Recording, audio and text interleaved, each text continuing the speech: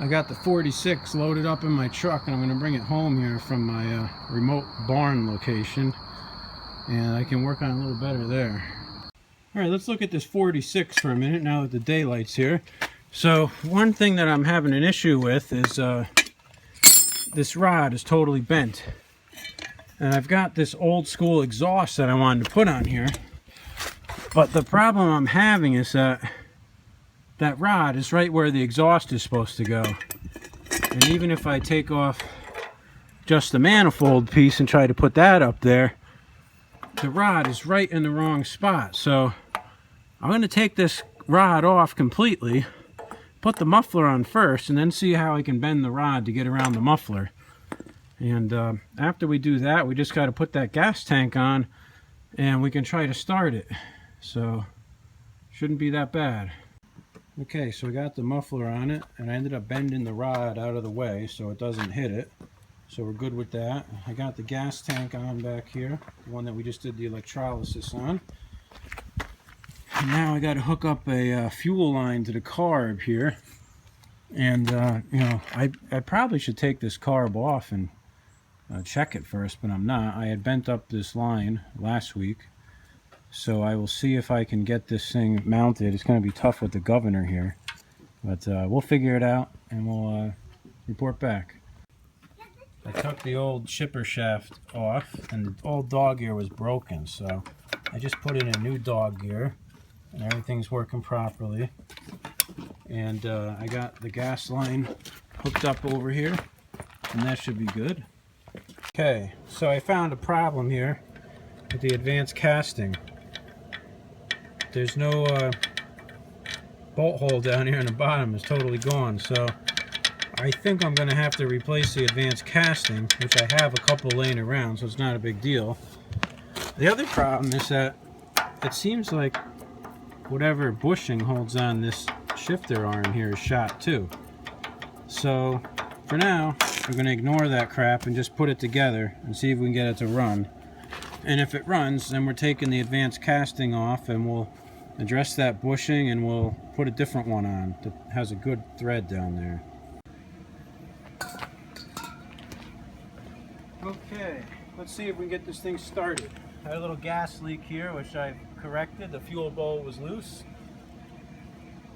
I got the choke on. There's not much of a nub here on the starter pulley. I got the choke on. I got it in about half throttle. I've never taken the carb off. Let's see what we got.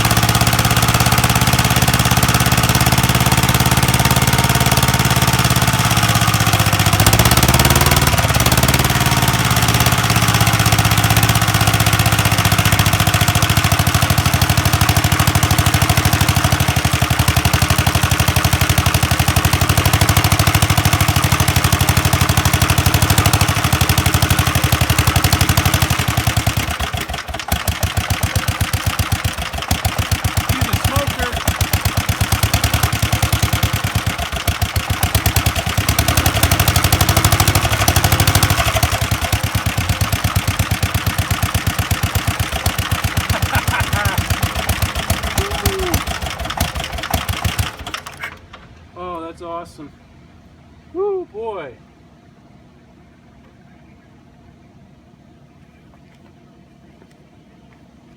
She's a smoker.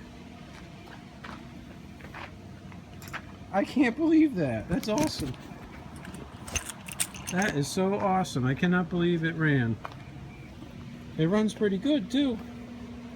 So the reason I turned it off is that this clip on the governor here is missing, so the arm just fell off, and then the throttle just goes boom right to wide open. So I got to get one of them little clips. I think I have one somewhere in the garage, and then we can try it again.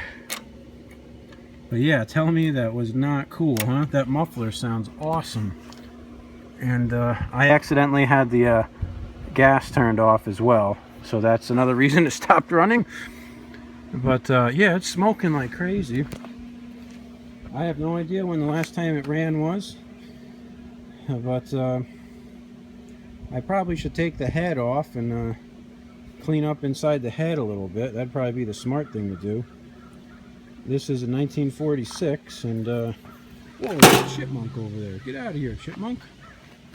A 46, and I think it's pretty original, so it's probably never been apart. Pretty cool. Pretty cool. Okay, so I need this little clip that goes on there.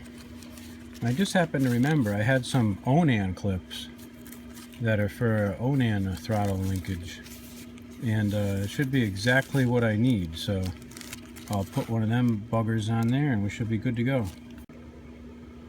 Well, that should do the trick. That's perfect. So I'm going to try to fire it up again now that we got a working throttle here. We'll see what happens. You know what totally amazes me is that all the cables, the choke cable, the throttle cable, all that stuff works perfect on this thing. It didn't have any issues at all. So let's fire up the smoker again and try it out.